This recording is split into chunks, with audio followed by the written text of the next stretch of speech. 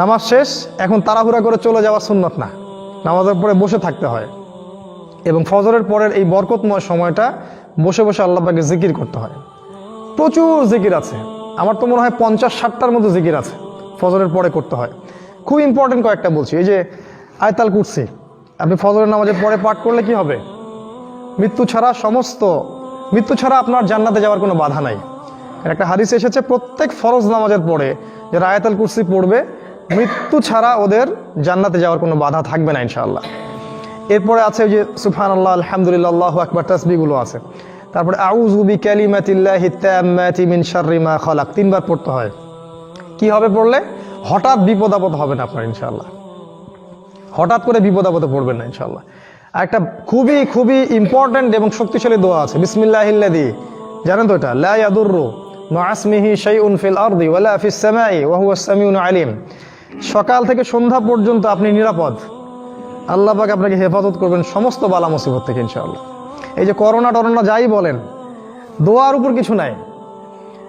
প্রথম থেকে একটা কথা বলেছিলাম একদম শুরু থেকেই, যে কোরআন এই কোরআন তিলাওয়াত যে বেশি বেশি করে করতে পারবে তাকে যদি ইফেক্টও করে সে শিফা হয়ে যাবে ইনশাআল্লাহ।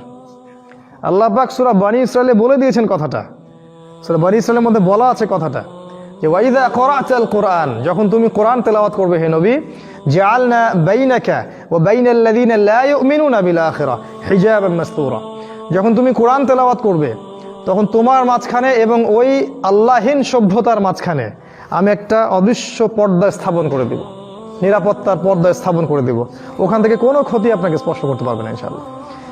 দেখেন শুরু থেকে এই পর্যন্ত আমরা মাঠে ময়দানে চলছি না, কতজন আলেম, কতজন ইমাম, কতজন খতিব, কতজন দায়ী তারা ইফেক্টেড হয়েছেন, আর কতজন মানে আল্লাহীন মানুষ যারা নামাজের ধারে না, অপবিত্র থাকে, হারামে আছে, কতজন তারা ইফেক্টেড হয়েছে। পার্থক্য দেখা যায় না একটা? চোখে স্পষ্ট কিন্তু এটা। তারাই এখন এটা বলছে যে যারা নামাজি ব্যক্তি এদের কম ইফেক্টেড হচ্ছে করোনার কারণে, কারণ হচ্ছে ওযু এবং কোরআন। ওযুর মধ্য দিয়ে নাকের এই পর্যন্ত পানি পৌঁছাচ্ছেন, গার্গিল করছেন, মুখ ধুচ্ছেন, যে জায়গাগুলো ইফেক্ট করার মতো সেগুলো তো ধুয়ে ফেলছেন আপনি।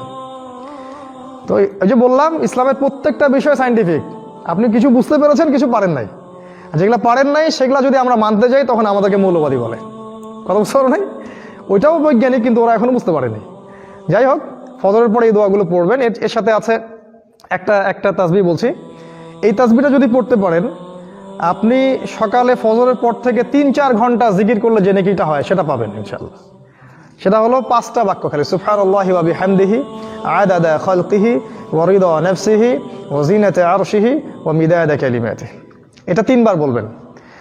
হাদিসটা কি? নবী সাল্লাল্লাহু আলাইহি ওয়াসাল্লাম বাসা থেকে বের হচ্ছেন ফজরের সময়, তার স্ত্রী মুসল্লায় বসে আছেন, বসে বসে তাসবিহ গুনছেন। নবী সাল্লাল্লাহু আলাইহি ওয়াসাল্লাম ফজরের নামাজ পড়লেন, তার প্রয়োজন মিটালেন, আরও যে কাজগুলো ছিল সেগুলো করে বাসায় আসলেন। ধরেন বাসায় আসছেন হয়তো 8টার সময় বা 8:30টার সময় ফজরের পরে, কথার কথা বলছি, এসে দেখলেন তিনি তখন ওইখানে বসে আছেন। তিনি জিজ্ঞাসা করলেন যে তুমি কি তখন থেকে এখানে বসে তাসবিহ করছো?